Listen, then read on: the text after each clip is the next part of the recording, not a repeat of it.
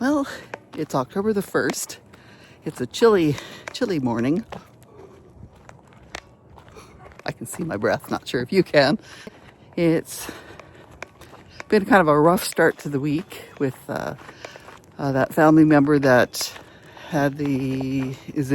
was in a coma for a couple of days. She's slowly coming out of it now with one-word phrasing.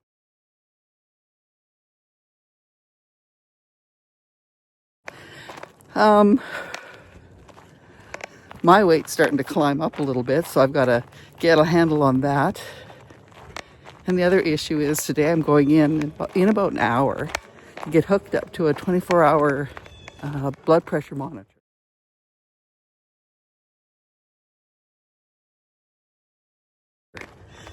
Now I have blood pressure issues.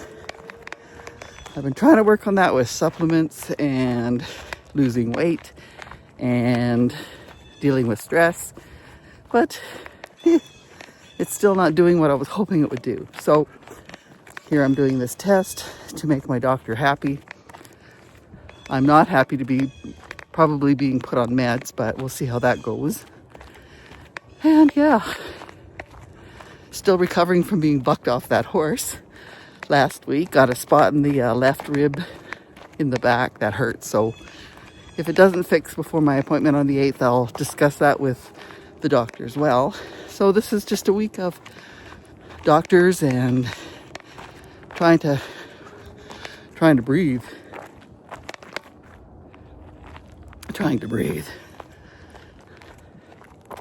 Giving Gus a walk, trying to get my steps in, trying to get back on the track as far as losing weight because I was doing so good. And I want to continue that because that will only help all my issues. And at the same time, just relaxing, enjoying the beautiful walk and the jiggling phone. Oh yes, and we're prepping for this weekend's family fish. Now, towards the end of the season, we try to get as many of the fish fished out of our pond as we can before it freezes over. Now, they do survive through the winter, but it's nice to get a lot of them out. One of the interesting issues that I'm going to be running into with that 24-hour monitoring of my blood pressure that I'm getting hooked up to in an hour is an hour after that, our guests from the vacation rental are leaving, and we have new guests coming in tomorrow. So I'm spending the whole time with that blood pressure monitor on, turning over a house. So we'll see what that does. It'll certainly make things interesting, and I'm going to have to remember to let everybody involved know what I'm doing so that I'm not popped onto some medications for no really good reason. How to relax when you are having your blood pressure taken at the doctor's office. Make sure that you don't eat or drink anything with caffeine in it for at least a half hour before the appointments. Get there early, sit in the waiting room for about 15 minutes just to calm down. Take a book, read or listen to music. Don't do any strenuous activity before your appointment. Ask to have your blood pressure taken at the beginning and at the end. And try both arms too. And when the cuff is on your arm, don't speak. Uncross your legs. Keep your eyes lowered to the ground. And while you're in the doctor's office or in the waiting room, there's a couple of techniques you can try. One's a mindfulness technique, a 5, 4, 3, 2, 1 exercise. Start by finding 5 things in your environment that you can see, 4 things you can hear, 3 things you can feel, 2 things you can smell, and 1 thing you can taste. And another one is a short breathing technique. As soon as you enter the doctor's room to help you bring your blood pressure down, breathe in for 4 counts, hold for 1, then breathe out for 6 counts. Do this for up to a minute. It'll help your body and mind relax. And I'm going to have to remember that for myself for the next time I'm sitting in front of the doctor, which is the 8th. Now, another issue I have, because I have issues, is I have really bad white coat syndrome. Now, is it white coat syndrome or is it me? Well, when I get into the doctor's, or even in front of a nurse to check my blood pressure, it's sky high. It's just incredibly high, which kind of freaks me out because I'm thinking I'm going to have a bloody stroke right there in the doctor's office. And after 5 minutes, it's come down by 20 points on the top and the bottom number. So it's just holy cow. And I'm thinking, I give myself white coat syndrome too. It's incredible what the power of the mind does when you're checking in on yourself. So that's why they're doing the 24-hour one, because apparently I can't keep that up for 24 hours straight, and I'll try not to. Now, the guests that are in there right now, they are leaving in a couple of hours, and it's always a little nerve-wracking to know how they're going to leave the place. They have told me over and over again how much they've liked it. They've called it a magical place, but they also don't have any reviews. So that could be just a fluke of the hosts not ever doing reviews, or some people don't do reviews if the house has not been left very well, but they don't want to cause problems. So after I get back from with my monitor attached to myself and I waltz into that house, we'll see what my blood pressure does. And I've been messaging with tomorrow's guests that are coming. Sounds like an easygoing couple. They are happy to meet our guests or any other animals we have. They don't care if we go through the yard to do gardening, because there are a lot of guests that want their privacy. Oh my God, I'm gonna stop for just a second. Our last guest, the three ladies that were doing stitching, they wanted absolute privacy for 5 nights. I mean, they requested us to send in a Brita filter. So Owen brought it by, and basically it was an arm reaching through the door, grabbing the filter, thank you, and shutting it. That is all. And their review is wonderful. They love the place. They want to come back again. So you just don't know when you have guests come in whether they want to know you at all or just want to be left alone. It's a mix. And that's why I asked them, or I let them know in the check-in information that I will meet them at the start and I will leave them alone if they wish. It's totally up to them. It doesn't matter to us. I'm an introvert. Makes life easy if I don't, but I'm perfectly happy to visit with them as well. As for my weight that's creeping up, I decided I'm going to get a grip of it when it's just a little amount, as opposed to rolling and falling apart and gaining back 30 pounds I've lost since May. I won't be letting that happen. So for today, I'll be fasting all day. I lost the weight with intermittent fasting, and dropping my carbs and increasing my fats and proteins. That was very successful, and I felt very good with that.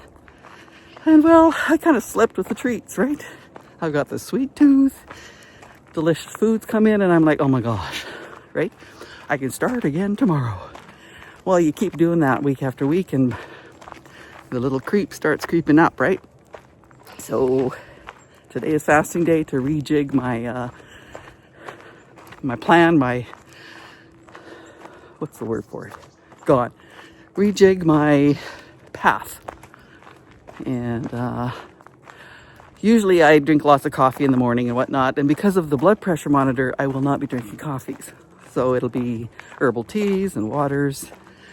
And try not to stress myself out. I'll let you know how the process goes at the doctor's office hooking me up. Hello, I'm back. So I went into the clinic, the Heart Healthy Clinic, and they hooked me up with a 24-hour blood pressure monitor. Now, if you've not had one of these, it's actually a good idea. This kind of gets a more proper reading of your blood pressure, so you're not put on medication for no reason. Because often when you go to the doctors, you get that white coat syndrome, and I get that terribly. And that's probably because I don't handle stress very well, and I am easily affected by stress, and that is something that I'll work on going forward. But you get one of these, the doctor has to order it, and you go in and they put it on you, and let's see here, I'll back up a bit. Around your waist is a little belt, and it's got this little pocket with a small kind of a cassette thing, and there's the BP hose that snakes from here around your neck and down to the cassette. And it is set for every 30 minutes to check your blood pressure all day long. And at night, they decreased it to every hour just so you can get some sleep. And then in the morning, I take it off and I put it back in its little box, take it to the clinic and drop it off, and they will read what's in it and figure out what's going on with my blood pressure. And that will be figured out on the 8th of this month. I just thought I'd show you what the procedure is and how you wear the thing. And you're not allowed to shower, not allowed to bathe with it. And if you're working or doing anything and it starts blowing up, you're supposed to stand still, hold your arm still so it reads, because if you don't do that, it'll just keep having an error and pumping it up over and over and over again and driving you crazy. And let's see. And it's been very interesting because I am cleaning this house. I'm turning it around. The guests have left. It's a little messy, but not too bad. And we have another couple arriving tomorrow. And so the whole time that I'm doing this blood pressure monitoring, I'm also turning this house over. So I'll let my doctor know about that. But at least it does give a reading as to what's happening while I'm working, because I'm not spending all my time being an old grandma in the house doing nothing. You know what I mean?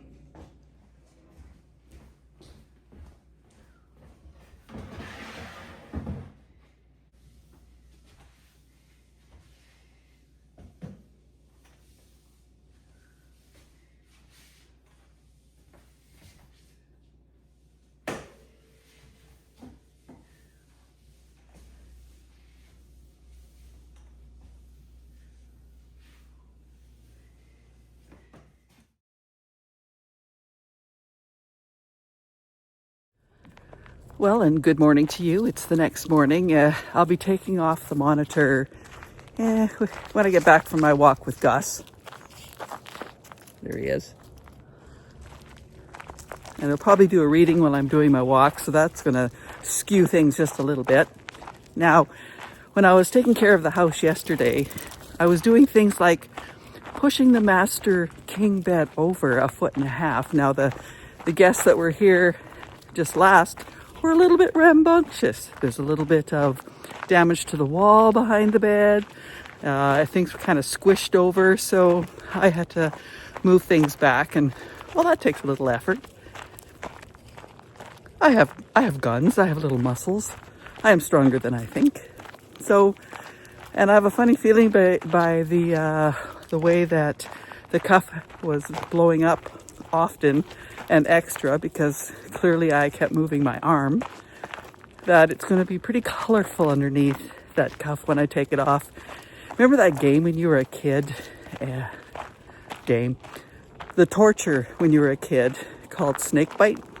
Well, it's kind of like what it was doing for the last 24 hours. And chances are there's a whole lot of bruising underneath there. And then I'll pack it up. I'll drive into town, pick up the last minute supplies for the guests. Like, I like to put creamer in the fridge for them. And I'll drop off the blood pressure gear, pick up some packages for Metal Dog. You know, get back, get the house ready to go. And go pick up Jasmine, because she has a riding lesson this afternoon, her last one of the season. It's getting cold. The place that we're taking lessons at, it's outside, so there's no indoor arenas. So as the weather turns, well, they close down for winter. And I decided that I'm going to just shut her down at the end of September.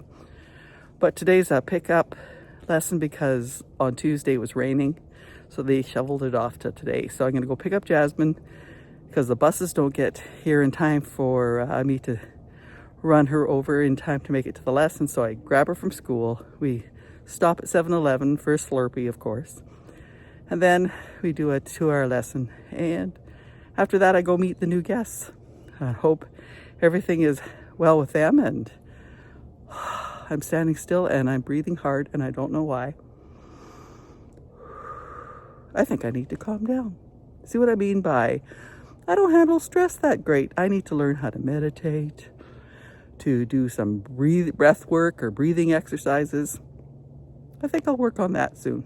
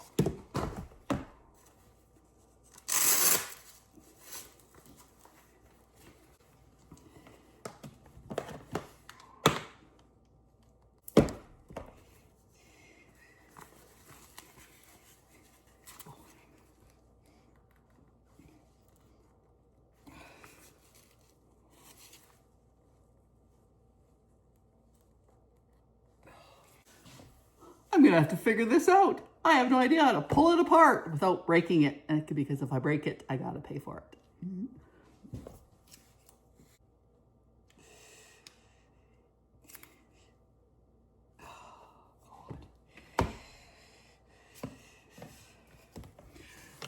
Remember how we take off our bras without taking off our shirt? I'm gonna use that technique.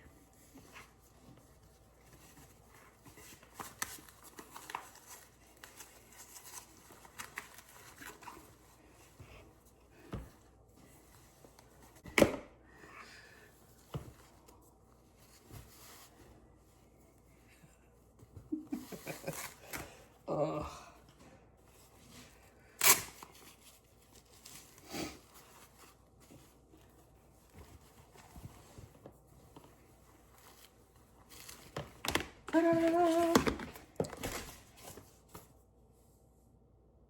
Now, the issue here is it's all connected and it'll be in the box. And in about 20 minutes, it's going to start inflating and inflating and inflating against nothing because it's in the box. I'll just head off there and deliver it now. I can do it for them. They can figure out how to shut it off.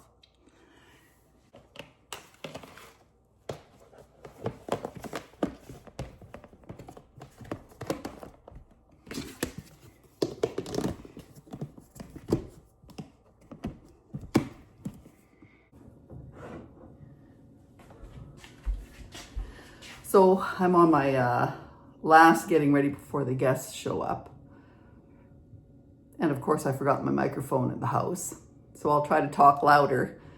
What I do is I come in, I put down the rugs, I close the curtains, I turn on the salt lamps.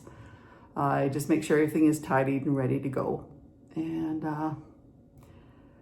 that's it. And I also have to check the wood stove area because Owen came in and reset the wood stove and brought in more wood. So I have to make sure that that's all tidied up and cleaned up. And let's see. And for next Monday, when I do my next video, it will be all about the fish, the pond fishing, family pond fish that we're doing. And one of the things that's happening there is I'm meeting for the first time my son's girlfriend of the past year. Now, I know nothing about her. My son has told me nothing about her. I've just seen a picture or two on Facebook and that's it.